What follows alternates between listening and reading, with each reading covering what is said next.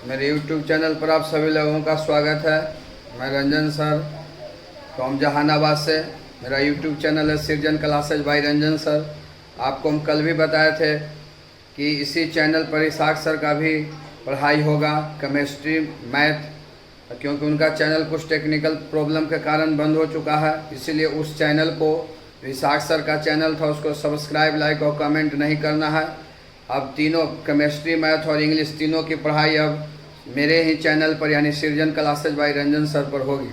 हम लोग special rule में कुछ बच गया था टॉपिक प्रीपोजिशन का, उसको हम लोग ध्यान देंगे। अब देखिएगा यहाँ रूल नंबर 44 सीखना है। रूल नंबर 44 क्या कहता है रे बाबू? रिस्पॉन्सिबल। रिस्पॉन्सिबल के साथ टू लगता है। टू तब लगता है जब कोई व्यक्ति रहता है, हमेशा याद रखिएगा।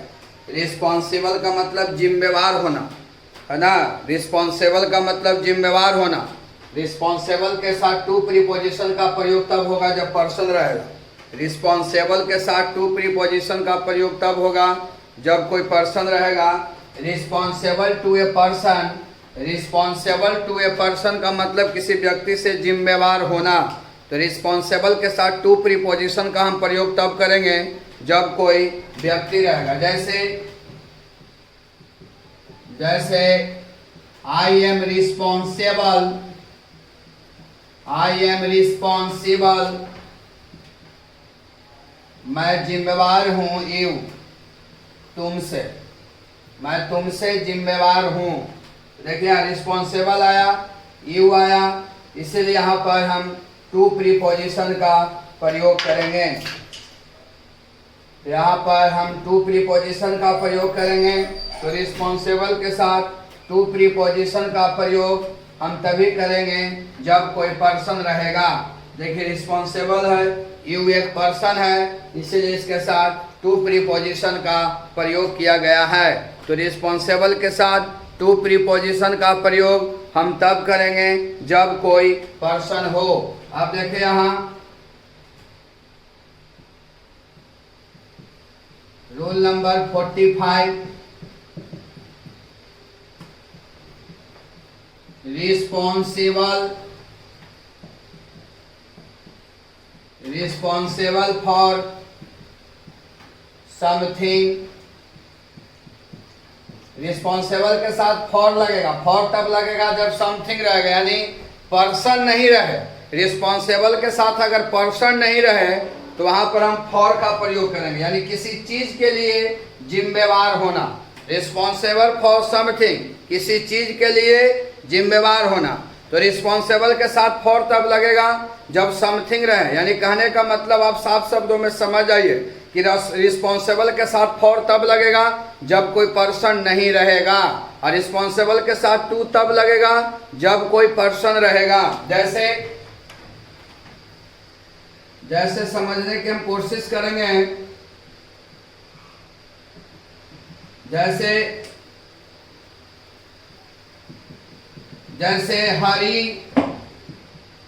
हरी वाज रिस्पॉन्सिबल,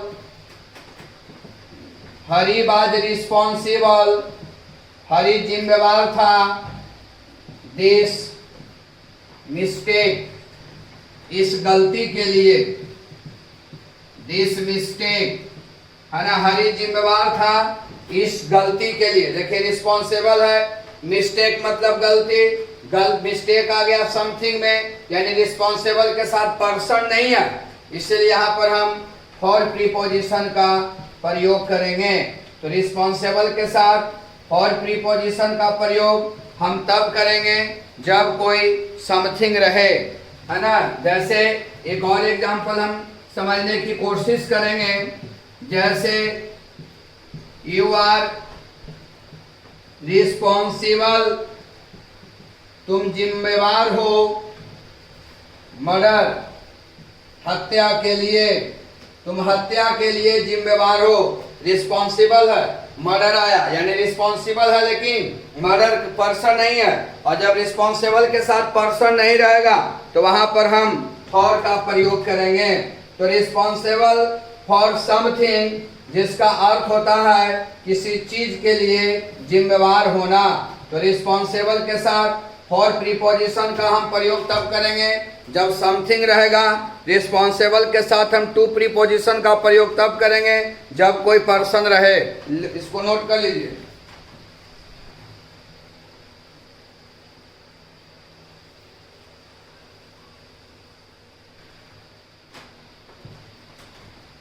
चलिए देखिए यहां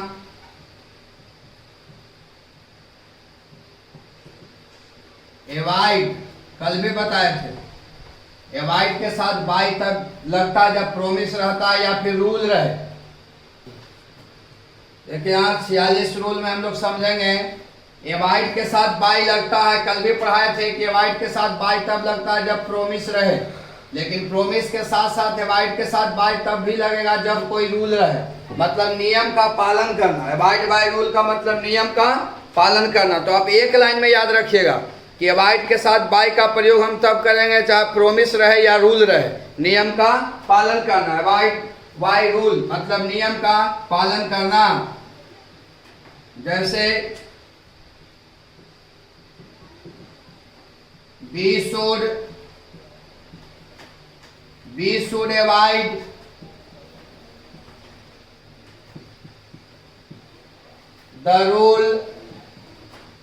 the rule of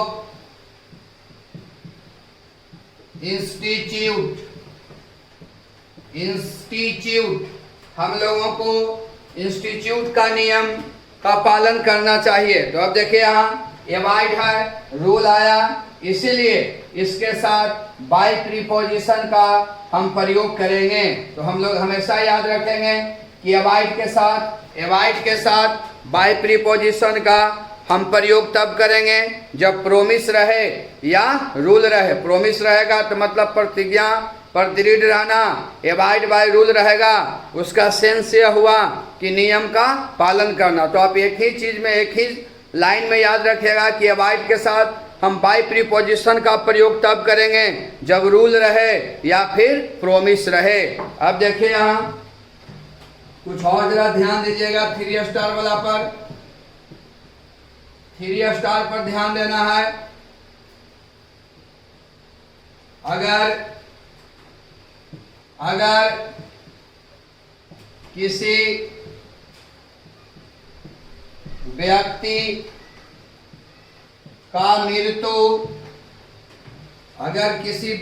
का मृत्यु बिस्तर, जिसे कहते हैं बेड, अगर किसी व्यक्ति का मृत्यु बिस्तर पर हो जाए तब इन का प्रयोग किया जाता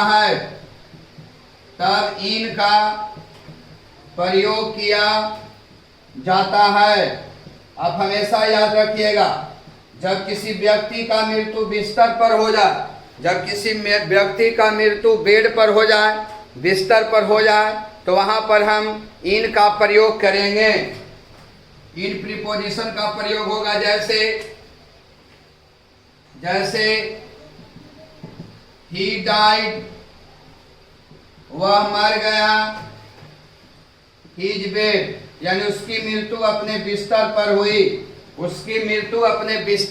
तो देखिए डाइड है और बेड आया है ना। तो यहाँ पर हम इन प्रीपोजिशन का प्रयोग करेंगे, लेकिन इन प्रीपोजिशन का प्रयोग हम जरूर करेंगे, लेकिन यहाँ पर उच्चारण पर होगा, उसकी मृत्यु बिस्तर पर हुई है ना। तो आप हमेशा याद रखिएगा कि जब किसी का मृत्यु बिस्तर पर हो जाए तो वहाँ पर इन प्रीपोजिशन का प्रयोग करेंगे और उसका उच्चारण वहाँ पर, इन का उच्चारण वहाँ पर होगा। तो आपको हमेशा याद रखना है कि किसी भी व्यक्ति का मृत्यु बिस्तर पर हो। आप लोग सुनते होंगे देहाती भाषा में लोग कहता है कि फलना व्यक्ति था जो सुतले के सुतले रह गया, यानी वो बेडे पर रह गया, यानी उसका मृत्यु बेड पर हो गया है ना। तो जब किसी भी इंसान की मृत्यु बेड पर हो जाए, बिस्तर पर हो जाए, वहाँ पर इन प्रीपोजिशन का प्रयोग करेंगे और वहाँ पर इन का मतलब पर होता है। इसको लिख लीजिए।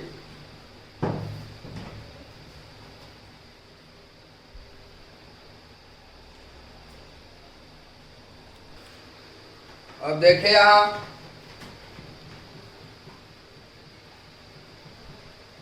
समझना है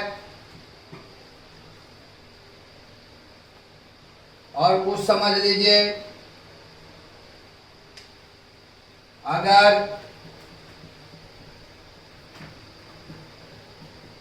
अगर किसी व्यक्ति का मृत्यु एक्सीडेंट दुर्घटना, अगर किसी व्यक्ति का मृत्यु दुर्घटना से हो जाए या दुर्घटना में हो जाए, तब इन प्रीपोजिशन का प्रयोग किया जाता है। तब इन प्रीपोजिशन का प्रयोग किया जाता है। आप हमेशा याद रखिएगा कि अगर किसी व्यक्ति का मृत्यु दुर्घटना में हो जाए, दुर्घटना से हो जाए, एक्सीडेंट से हो जाए, अगर किसी व्यक्ति का मृत्यु एक्सीडेंट से हो जाए, दुर्घटना में हो जाए, तो वहाँ पर इन प्रीपोजिशन का प्रयोग किया जाता है। जैसे जैसे जैसे दे डाइड, वे लोग मर गए। देखिए डाइड मर गए माने मृत्यु हुआ। एक्सीडेंट, वे लोगों का मृत्यु दुर्घटना में हुआ। तो देखिए डाइड है, एक्सीडेंट आ गया, इसलिए यहाँ पर हम इन प्रीपोजिशन का प्रयोग करेंगे। तो आप हमेशा याद रखिएगा कि जब किसी व्यक्ति का मृत्यु एक्सीडेंट से या एक्सीडेंट में हो जाए, वहाँ पर इन प्रीपोजिशन का प्रयोग किया जाता है। जैसे जैसे मोहित डाइड, मोहित मर गया एक्सीडेंट दुर्घटना में। अब यहाँ हम लोग समझेंगे मोहित डाइड, मोहित मर गया यानी मोहित का मृत्यु हुआ एक्सीडेंट। देखिए यहाँ एक्सीडेंट आया, इसीलिए यहाँ पर हम इन प्रीपोजिशन का प्रयोग करेंगे। तो आप हमेशा याद रखिएगा कि जब किसी व्यक्ति का मृत्यु दुर्घटना में हो जाए, तो वहाँ पर इन प्रीपोजिशन का प्रयोग करना चाहिए। लिखो इसको।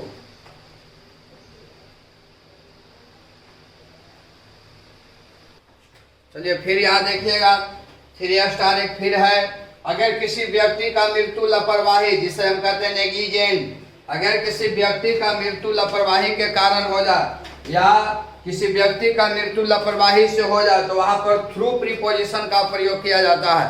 और थ्रू का मतलब से होता है। तो अगर किसी व्यक्ति का मृत्यु लापरवाही से या लापरवाही के कारण हो जाए, तो वहाँ पर थ्रू प्रीपोजिशन का प्रयोग किया जाता है। और थ्रू का मतलब से होता है। जैसे देखिए यहाँ, जैसे माय ग्रैंड फादर, मेरे दादाजी, डाइड मर गए।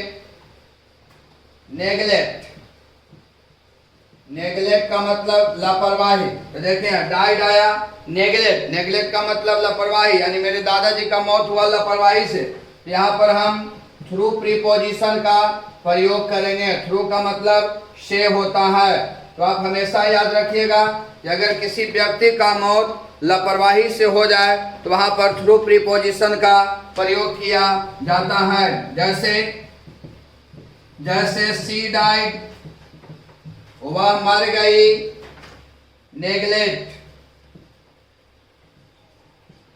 वह लापरवाही से मर गई। देखिए सी डाइड, वह मर गई मतलब मृत्यु हुआ। नेगलेक्ट, नेगलेक्ट का मतलब लापरवाही, इसलिए यहाँ पर हम थ्रू प्रीपोजिशन का प्रयोग करेंगे जिसका अर्थ से होता है। तो आप हमेशा याद रखिएगा कि जब किसी व्यक्ति का मृत्यु लापरवाही से हो जाए, वहाँ पर थ्रू प्रीपोजिशन का प्रयोग किया जाता है जिसका अर्थ से होता है। इसको नोट कर लीजिए।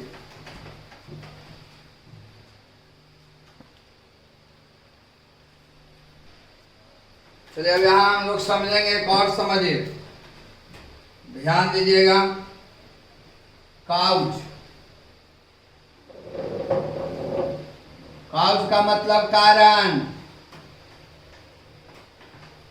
रीजन, रीजन रीजन का मतलब ही कारण, कारण।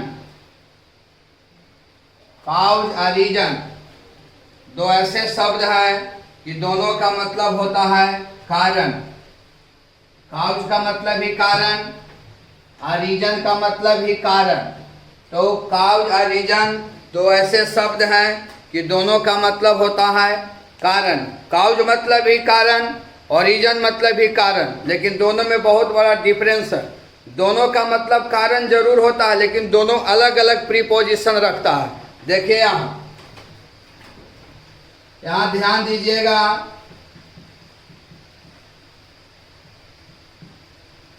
काउज और रीजन काउज और रीजन दो ऐसे शब्द हैं कि दोनों का मतलब कारण होता है, लेकिन दोनों अलग अलग प्रीपोजिशन रखता है। देखिए काउज के साथ ऑफ प्रीपोजिशन, काउज के साथ ऑफ प्रीपोजिशन,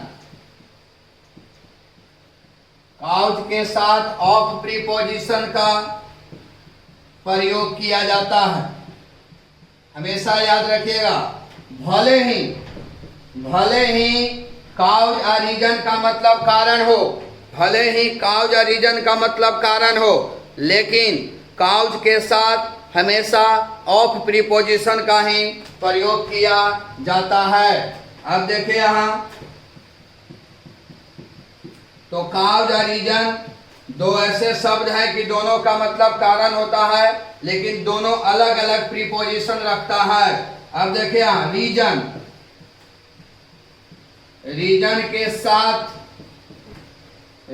के साथ फॉर प्रीपोजिशन, रीजन के साथ फॉर प्रीपोजिशन, रीजन के साथ फॉर प्रीपोजिशन का प्रयोग किया जाता है।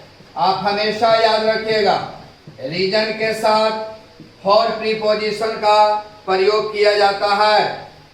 ध्यान देना है। जैसे देखिए यहाँ एग्जाम्पल समझिए। व्हाट इज द रीजन, या व्हाट इज द रीजन, क्या कारण है। द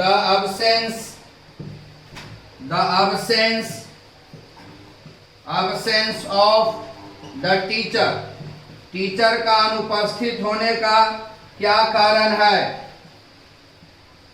ऑप्शन में रहेगा of, for. What is the reason, the absence of the teacher, teacher का अनुपस्थित होने का क्या कारण है। देखिए example, what is the cause, what is the cause, क्या कारण है। व्हाट इज द काउज, क्या कारण है। मर्डर, हत्या का क्या कारण है, हत्या का क्या कारण है। ऑप्शन में रहेगा ऑफ या फॉर, ऑफ या फॉर। अब देखो यहाँ, अब समझिएगा, अब यहाँ समझिएगा हम लोग, रीजन है, लेकिन रीजन के साथ फॉर प्रीपोजिशन का प्रयोग होता है, तो यहाँ पर फॉर लगेगा। यहाँ देखिए काउज है, तो काउज के साथ ऑफ प्रीपोजिशन का प्रयोग किया जाता है। तो आप हमेशा याद रखिएगा कि काउज और रीजन दो ऐसे शब्द हैं कि दोनों का मतलब कारण ही होता है, लेकिन दोनों है जो अलग अलग प्रीपोजिशन रखता है।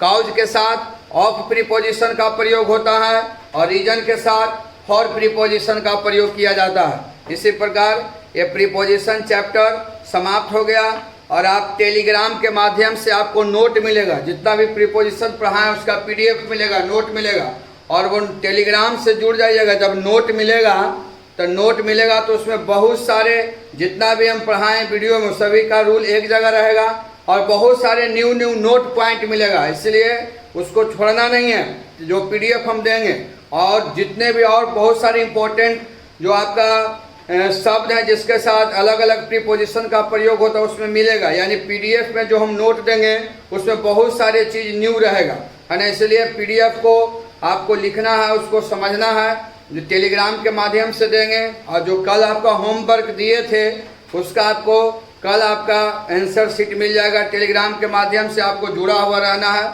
सभी लोगों को बतलाना है। एक और चीज़ बतलाते हैं कि हम बुक शुरू करने वाले हैं इसमें, लेकिन इसमें थोड़ा सा प्रॉब्लम ये आ गया है कि हम बुक पढ़ाना चाहते हैं ऑनलाइन, यानी फेसबुक के ही माध्यम से ऑनलाइन, है ना, ताकि उसको आप बढ़िया से समझ सकें। क्योंकि बुक है जो एक्सप्लेन करने की ज़रूरत है, लेकिन इसमें मेरे गांव में एक कोरोना से संक्रमित एक व्यक्ति पाया गया है, जिसके लिए पूरे गांव को लॉकडाउन कर दिया गया है। और जिस दिन से वो पाया गया उस दिन से, है ना, ये नेटवर्क का स्पीड है जो बहुत ही स्लो हो गया है, बहुत ही कम। मतलब अब हम जो आधा घंटा वाला वीडियो हम 10 मिनट या 15 मिनट में अपलोड कर देते हैं, उसके लिए वेट एंड वॉच करना पड़ता है 2-2 घंटा 3-3 घंटा।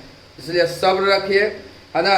कल अगर उपलब्ध रहेगा, बढ़िया से अगर उपलब्ध रहेगा आपका डाटा का स्पीड, तो हम बुक शुरू कर देंगे, ना तो फिर नया कुछ हम बतलाएंगे, है ना। बाकी कल हम लोग मिलते हैं। स्टे होम और बढ़िया से रहिए, सुरक्षित रहिए। ईश्वर से कामना करते हैं कि आप लोग हमेशा सुरक्षित रहें और ईश्वर आपको हर एक क्षेत्र में आपको मदद करें।